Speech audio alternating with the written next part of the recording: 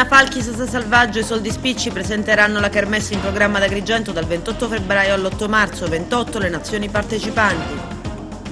Carola Rackete, il capitano della Sea-Watch, non andava arrestata, la Cassazione respinge il ricorso della Procura di Agrigento. Castello di Joppole e Firetto chiedono al giudice la riapertura. Il gruppo civico nato su Facebook chiede all'Italia Cementi di bonificare l'area che negli anni ha ospitato l'azienda e un consiglio comunale straordinario. Addio in Sicilia, quest'anno l'addizionale IRPEF, dichiarazione dei redditi più leggera.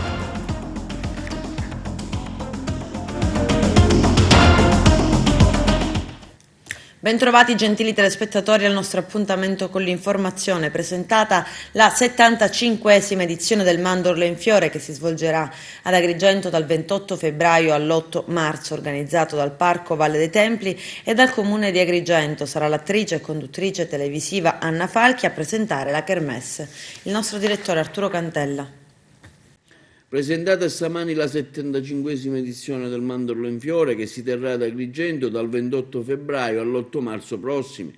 Presenti il sindaco della città Firetto, il direttore del parco Sciarratta, il consulente e già consigliere comunale di Agrigento Raffaele Sanzo, che ha curato alcuni aspetti della kermesse, un'edizione che coincide con la celebrazione dei 2600 anni di fondazione della città. Il Festival 2020 non si svolgerà solamente nel centro città, ma anche in alcune strutture come il Teatro Pirandello, la Sala Livatino, il Palacongressi. I patrimoni immateriali dell'UNESCO troveranno ovviamente la loro giusta collocazione nello spazio e nel tempo del Mandorlo in Fiore. Il festival per gli organizzatori quest'anno è anche luogo di incontro per la contaminazione tra le genti, con il loro portato socioculturale e sede di confronto tra le varie culture. Sarà infatti allestita anche una sala dell'amicizia in piazza San Francesco per incontrarsi ogni sera con i partecipanti al festival.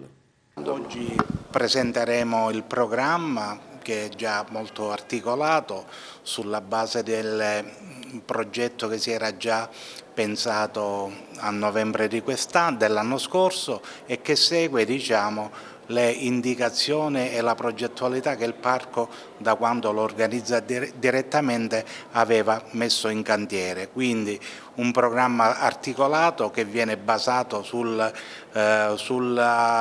diversità dei popoli, sul loro essere patrimonio immateriale da condividere e da far conoscere alle generazioni successive e di cui noi siamo i custodi, avendolo ricevuto dalle generazioni precedenti.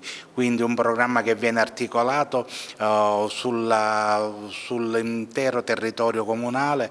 Riportiamo un po' più gente, spettacoli all'interno della città, meno Villaggio Mosè, più i quartieri satelliti, un percorso che si articola nelle programmi e nelle giornate che sono quelle più significative, l'accensione del Tripode, la fiaccolata, gli eventi finali di sabato e la domenica all'interno della Valle dei Templi. Il budget per ora stiamo per completarlo, cercheremo di ridurre un po' le spese che si sono sostenute lo scorso anno, ma abbiamo quest'anno di contro un programma molto nutrito con più gruppi dell'anno precedente, ma cercheremo, tagliando e facendo una gestione oculata, di ridurre le spese rispetto all'anno scorso. Anche quest'anno mi pare che si presenta un'edizione che è molto ricca e che poi è in linea, mi pare, con quello che è accaduto negli ultimi 3 anni, tanti gruppi presenti, una adeguata celebrazione del 2020 dei 2600 anni di fondazione della città. Novità, il folklore è il centro, quindi folklore come focus sull'oggetto principale del Mandorlo. L'innovazione principale direi che è il verbo contaminarsi. Noi non vogliamo che vedere o guardare lo spettacolo, ma viverlo. Non vogliamo vedere gli altri agire, ma agire con loro. Quindi avremo, credo che sia una grande novità, i bambini del mondo andranno nelle classi dei nostri bambini, staranno insieme, interagiranno insieme, così avverrà per i grandi, in modo che ci sia contatto e anche La seconda innovazione che è di contenuto ma anche di spazio. Ci saranno spettacoli in tutte le piazze della città, centro e periferia. E invitiamo i cittadini a non andare a vedere lo spettacolo, andare a partecipare, fermarsi con gli attori, con gli artisti, con i musicisti, prendere un caffè insieme, offrirgli a Kubaita, fargli sentire un pezzo della nostra realtà. Questo è il Mandorlo, questo vuol dire internazionale, scambio fra noi e loro. Poi qualche innovazione, saremo più puntuali, gli spettacoli si svolgeranno in orari più consoni alla vita di tutti i giorni, quindi la sera alle 9 finisce tutto e poi andiamo in giro per la città, ci godiamo la città, ci godiamo gli stranieri, andiamo a ballare insieme, c'è una sala da ballo permanente in cui agrigentini, a Piazza San Francesco, in cui agrigentini, a tanti stranieri e turisti si incontrano, parlano, si bevono un caffè, si conoscono, si contaminano. Ecco, come mai la sua figura si è prestata alla collaborazione della Sagra? Lei, ricordiamo, è stato consigliere comunale, poi è andato via per motivi suoi. Ecco, come mai lei si è prestato a questa organizzazione della Sagra? Ecco. Intanto io amo questa città, io vivo ad Agrigento, naturalmente ho ancora interessi romani e quindi mi muovo. Sono considerato un buon organizzatore, probabilmente non sono un esperto di Sagra, non sono un esperto, ma non bisogna essere esperti, bisogna sapere organizzare e questo è quello che sto facendo, organizzare la Sagra.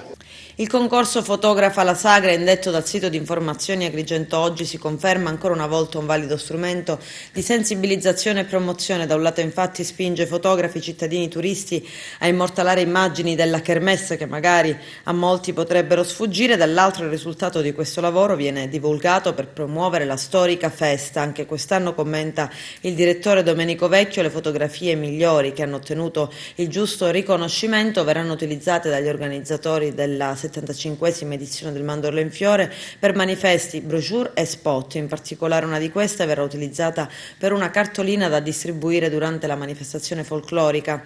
Questo naturalmente ci inorgoglisce, conclude Vecchio, e conferma la validità dell'iniziativa che naturalmente verrà ripetuta anche quest'anno nelle formule degli anni precedenti. Abusi edilizi al Castello Colonna di Joppolo. I Firetto chiedono al giudice la riapertura. Vediamo. Riaprire il Castello Colonna di Joppolo Giancaxio affidandolo a un amministratore giudiziario e riprendere lo svolgimento dei banchetti nuziali con il coordinamento dell'autorità giudiziaria e nell'attesa che il procedimento faccia il suo corso. La richiesta dell'avvocato Angelo Farrugia, presentata nell'interesse dei proprietari della struttura settecentesca, vale a dire il sindaco di Agrigento Lillo Firetto, indagato assieme al fratello Mirko per aver realizzato all'interno alcuni abusi edilizi in occasione della ristrutturazione dell'edificio. Il loro legale ha chiesto un'udienza alla riapertura del castello, al quale nelle scorse settimane sono stati apposti i sigilli, dopo che il Tribunale del Riesame, pronunciandosi in seguito a una sentenza della Cassazione, ha ritenuto insussistente il reato di violazione del vincolo paesaggistico, confermando il procedimento di sequestro per gli altri due reati contestati, la violazione urbanistica e il deturpamento di bellezze naturali. La difesa chiede adesso di applicare la stessa norma che si applica ai beni di pubblica utilità, che anche in presenza di un sequestro vengono mantenuti operativi, come ad esempio è accaduto in provincia di Agrigento per i depuratori e persino con l'ospedale San Giovanni di Dio. Esistono le norme che lo prevedono, ha sottolineato l'avvocato Farrugia, in ragione dell'esigenza di tutelare interessi costituzionalmente garantiti come il mantenimento dei livelli occupazionali e delle attività economiche. Il pubblico ministero Chiarabisso si è opposta alla richiesta del legale. A decidere sarà adesso il GIP Francesco Provenzano, che nei prossimi giorni depositerà un'apposita ordinanza. Carola Rackete, la comandante della nave Sea-Watch, non andava arrestata. La Corte di Cassazione ha respinto il ricorso della Procura di Agrigento contro l'ordinanza che lo scorso luglio aveva rimesso in libertà la giovane comandante tedesca che a fine giugno era entrata nel porto di Lampedusa nonostante il divieto della Guardia di Finanza. La terza sezione penale della Cassazione ha rigettato il ricorso della Procura, dando così ragione alla GIP di Agrigento Alessandra Vella, che non aveva convalidato l'arresto di Carola Rackete. Per la Procura invece Carola Rackete andava arrestata perché i titoli di reato consentivano l'arresto e esisteva lo stato di flagranza. Lo scorso 29 giugno Carola Rackete era stata arrestata per resistenza e violenza contro nave da guerra, che prevede una pena dai 3 ai 10 anni di reclusione dopo aver disobbedito agli ordini della Guardia di Finanza di attraccare al porto di Lampedusa. Dopo 3 giorni il GIP di Agrigento Alessandra Vella aveva deciso la scarcerazione della giovane donna. L'ANAC, l'Autorità Nazionale Anticorruzione, chiude il fascicolo dedicato a Girgenti Acque, aperto a giugno del 2019, un'attività di verifica incentrata sull'esistenza o meno di irregolarità nella gestione del servizio idrico, soprattutto rispetto alla possibilità che lo stesso gestore si occupasse degli interventi senza gara d'appalto, un tema rilanciato proprio lo scorso anno dalla Commissione Ambiente all'ARS per verificare se fosse giuridicamente legittimo e non contrastante con la normativa regionale, nazionale e europea l'affidamento diretto alla società di gestione Girgenti Acque SpA dei finanziamenti pubblici. L'ufficio, scrivono dall'Autorità Nazionale Anticorruzione, ha subito rilevato una possibile anomalia nella circostanza che tali appalti di lavori per i quali è stato stanziato un contributo regionale di 107 milioni di euro sarebbero stati affidati dalla citata ATI alla Girgenti Acque in assenza di ogni forma di gara. Verifiche che hanno visto la richiesta di chiarimenti sia all'ATI che allo stesso gestore, facendo emergere un quadro non univoco dei compiti demandati al commissario in forza della Convenzione del 2017, perché questa consentirebbe comunque di svolgere sia compiti di gestione che di realizzazione delle opere. Il gruppo Io Resto a Porto Empedocle chiede che l'area ai Talcementi venga bonificata ed anche un consiglio comunale straordinario. Il nostro direttore Arturo Cantella. Tra le tante problematiche analizzate e approfondite durante l'assemblea cittadina tenutosi lo scorso 5 gennaio dal gruppo social Io Resto a Porto Empedocle, che ha visto un'ampia partecipazione popolare, c'è anche la questione Italcementi. La città empedoclina è certamente grata alla società per avere garantito per decine di anni posti di lavoro e non solo. Di contro la stessa società ha trovato nella comunità empedoclina e nel suo territorio accoglienza che ha contribuito a farne negli anni passati una delle più grandi aziende italiane. In questi ultimi anni la società multinazionale ha deciso unilateralmente di dismettere la produzione di cemento e ridimensionare le maestranze. In molti sono rimasti in silenzio dinanzi a queste scelte che hanno creato ulteriore disoccupazione e crisi nelle famiglie agrigentine. Ancora oggi sono rimasti un residuo di operai privi di ogni provvidenza economica. È inaccettabile pertanto per i responsabili del gruppo l'atteggiamento di immobilismo e disinteresse di tutta l'amministrazione comunale dinanzi a una problematica di grandi proporzioni come è l'affermarsi altresì che il territorio è di proprietà esclusiva dell'azienda ed essa ne fa quello che vuole. Pertanto Io Resto a Porto Empedocle, nella certezza di interpretare anche la volontà dei cittadini di Porto Empedocle, chiede che la società Italcementi presenti, qualora non l'abbia ancora fatto, il piano di bonifica ambientale come previsto per legge. La dismissione della linea produttiva prevede inoltre la rimozione di tutti gli impianti che intervenivano nel processo produttivo. Oltre al forno rotativo è necessario assicurare anche la dismissione degli impianti non più funzionali alla linea del caldo. In particolare si richiede la rimozione delle numerose ciminiere che fanno solo cattiva mostra di sé, deturpando l'immagine di una vasta area della città. Inoltre i responsabili del social chiedono di salvaguardare la salute dei cittadini esaminando con puntualità tutte le criticità ambientali esistenti sia all'interno dell'impianto che al di fuori di esso, ivi compreso il muro di cinta della proprietà Italcementi in totale stato di abbandono. I responsabili, nelle persone di Giuseppe Aiello e Maurizio Saia, nel loro comunicato stampa diffuso oggi, chiedono pertanto al Presidente del Consiglio empedoclino Marilu Caci la convocazione di un Consiglio straordinario aperto alla cittadinanza per affermare il diritto di convivenza civile nella nostra città. Adesso ci fermiamo per la prima pausa pubblicitaria, tra poco. In Sicilia quest'anno addio all'addizionale IRPEF, dichiarazione dei redditi più leggera. Il servizio di Lello Casesa. Scompare dopo 20 anni il pagamento maggiorato dell'addizionale IRPEF. Quest'anno infatti i contribuenti siciliani pagheranno sull'imposta del 2019 l'aliquota regionale pari all'1,23%. un buon risultato certamente. Cominciò nel 2011 il lungo percorso caricato sulle tasche dei siciliani quando, per far fronte ai debiti del sistema sanitario, la Regione fece leva sull'addizionale IRPEF. 2 anni fa il governo regionale aveva ridotto al minimo la maggiorazione dell'addizionale. Quest'anno finalmente viene completamente azzerata. Esulta Gaetano Armao, vicepresidente della Regione ed assessore all'economia, che è sicuramente tra i protagonisti del risultato. È stato portato a compimento il lungo percorso di risanamento già riconosciuto dalle agenzie di rating, in particolare in maniera sanitaria. Da 2 anni si è passati alla riduzione dell'opposizione fiscale varata nel 2017. La Sicilia non è più il luogo della tassazione maggiorata, il che ci consente di puntare con forza sulle misure di fiscalità agevolata per attrarre persone e imprese. L'azzeramento della maggiorazione dell'addizionale dell'IRPEF era stato previsto dalla legge finanziaria del 2015 proprio a partire dall'anno di imposta 2020, norma che il governo Musumeci ha confermato. Rimangono invariate, rispetto allo scorso anno, le aliquote IRAP per le imprese e la pubblica amministrazione. Il prossimo 22 gennaio in 4ª Commissione regionale si terrà un vertice sulle strade siciliane di competenza statale, con una particolare attenzione per la situazione agrigentina. I particolari nel servizio.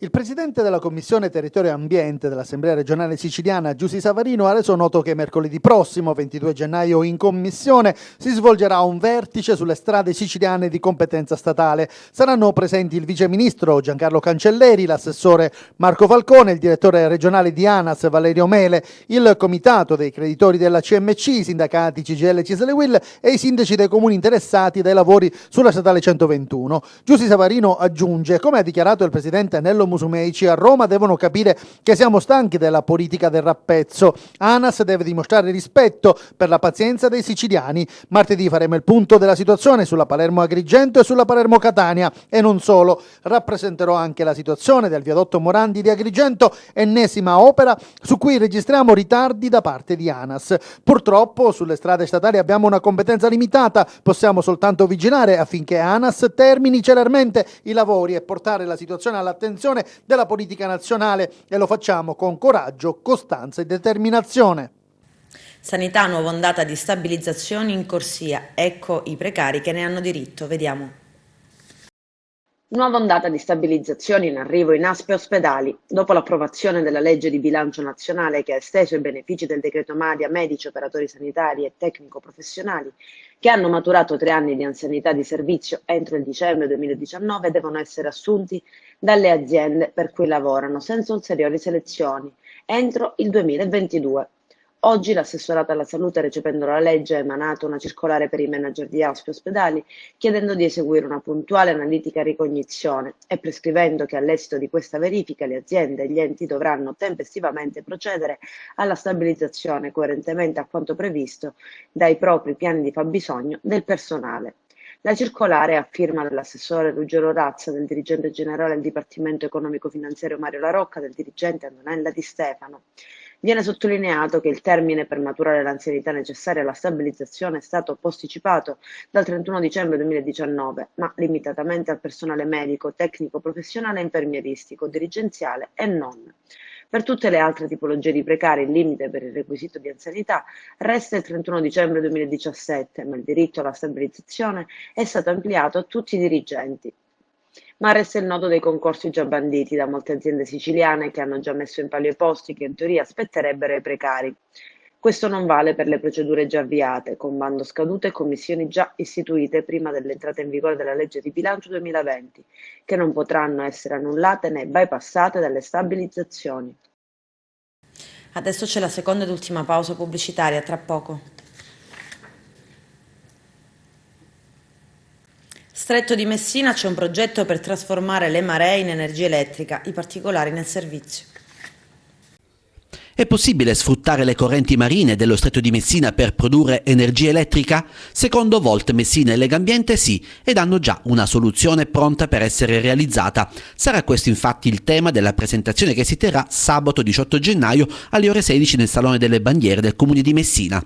L'idea, promossa da Volt Messina e patrocinata anche da Legambiente dei Peloritani, verrà presentata durante l'evento da Alfredo Mangano, coordinatore di Volt Messina, Giovanni D'Arrigo, presidente di Legambiente dei Peloritani, Vincenzo Mazzara, ideatore, Antonio Di Pietro, esperto in scienze della terra, e Giovanni Rinaldi, espresso presso la University of Exeter. Il progetto prevede la realizzazione e l'utilizzo di turbine sottomarine posizionate nello Stretto di Messina, dove le già forti correnti, incanalandosi, permetteranno a queste speciali turbine di produrre un quantitativo di elettricità utile ad alimentare le due città di Messina e Reggio.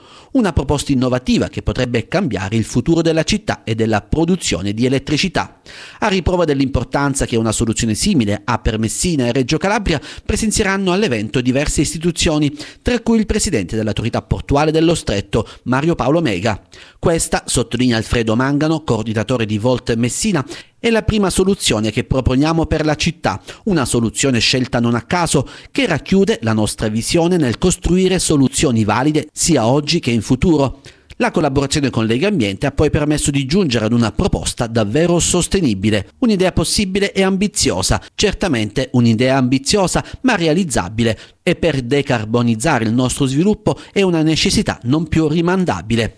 Con l'impegno attivo dei cittadini e quello politico delle istituzioni si può fare molto, ma bisogna tornare a credere nell'attivismo e nella politica, una politica, continua il rappresentante di Volt, che coinvolga e include il territorio, tornando a essere capaci di rispondere alle problematiche delle persone. Un futuro sostenibile ed ecocompatibile è possibile, sottolinea Giovanni D'Arrigo, presidente di Legambiente dei Peloritani.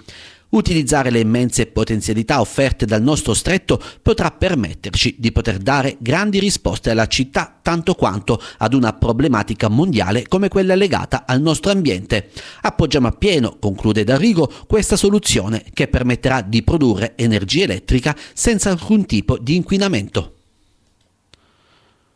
18ª giornata del campionato di eccellenza, l'Acragas, terza in classifica, sarà ospite sul campo del Castellammare dopo la vittoria interna con il Monreale di domenica scorsa. Carmelo Lentini. Per la trasferta di domenica prossima contro il Castellammare, il tecnico Totovullo recupera il difensore Alfonso Cipolla, che ha terminato di scontare le 3 giornate di squalifica. Per il resto tutta la rosa è a disposizione, avendo recuperato anche il centrocampista Pirrone. La squadra ha intensificato la preparazione in questi ultimi giorni, ben decisi a conquistare l'intera posta in palio per non staccarsi troppo dalla coppia Dattilo-Canicattì che la precede in classifica generale. Calendario favorevole per queste ultime, che si accingono a giocare il Dattilo in casa con i cugini del Mazzara e del Canicattì con il malmesso Cus Palermo. Altra giornata campale dove chi sbaglia arretra in classifica generale. Turno apparentemente facile anche per l'agrigentina Pro Favara, che sarà ospite del non certo irresistibile Alcamo. Altre gare di cartello si giocano a San Cataldo, dove sarà di scena la Parma Valle, e a Marineo, dove il locale oratorio se la vedrà con il Geraci. Intanto la gara di finale di Coppa Italia San Cataldese Giarre, in programma mercoledì 22 gennaio alle ore 14:30, per motivi di ordine pubblico si svolgerà presso il campo comunale Giovanni Bruccoleri di Favara, con eventuali tempi supplementari e calci di rigore. L'organizzazione della gara è affidata alla società Canicattì. Il costo del biglietto è di 5 euro. Ancora calcio, ma scendiamo in terza categoria. Carmelo Lentini. In terza categoria, girone di Agrigento, si è arrivati alla 7ª giornata di andata ed in vetta alla classifica è balzato il Campobello di Licata con 16 punti. La scorsa domenica la compagine campobellese ha surclassato di reti la malcapitata Quisquinese, che sino a quel momento era leader della classifica generale. Ad un punto insegue il Virtus Favara, mentre la compagine della Montagna scivola al terzo posto con 13 punti, tra l'altro raggiunta dal Vis Ribera e dal Città di Comitini. Si risveglia il Prizzi, che supera il Cianciana per 3-1, mentre continua la serie negativa per l'Atena di Agrigento, che è stata superata dal Real Unione per 4-2. Infine il Prosciacca supera il Santa Elisabetta con il risultato 2-1. Unica gara terminata senza reti è stata Città di Comitini Burgio. La SEAP da Licardillo Aragona prepara nel migliore dei modi la difficile sfida casalinga di campionato contro Castellana Grotte Bari di domani, sabato 18 gennaio. Il match si disputerà al Palasport Pippo Nicosia di Agrigento con inizio alle 17 ed è valido per la 12ª giornata, la penultima di andata del torneo di Serie B1 Girone D. Un avversario sicuramente forte in ogni fondamentale, che lo scorso anno ha vinto proprio contro le aragonesi la finalissima dei playoff per l'approdo in terza serie. Il Castellana Grotte Bari è allenato da Massimiliano Ciliberti e può contare sul roster di assoluto spessore tecnico. Nel precedente incontro, il turno di campionato l'ultimo, le pugliesi hanno perso in casa 3-0 contro il Chieti. Il Castellana Grotte Bari occupa la 7ª posizione della classifica con 14 punti, frutto di 5 vittorie, una al tie break e altrettante sconfitte. Ha vinto finora 18-7 e ne ha persi 20.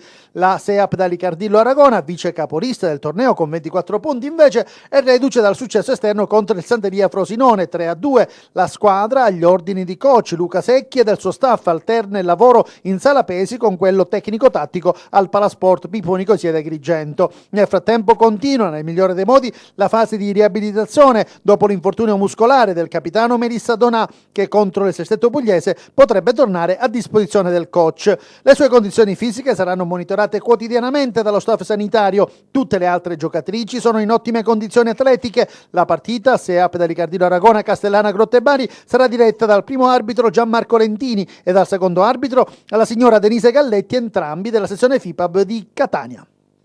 Con questo è tutto, termina qui l'edizione del telegiornale. Grazie per la gentile attenzione e per essere stati con noi. A presto.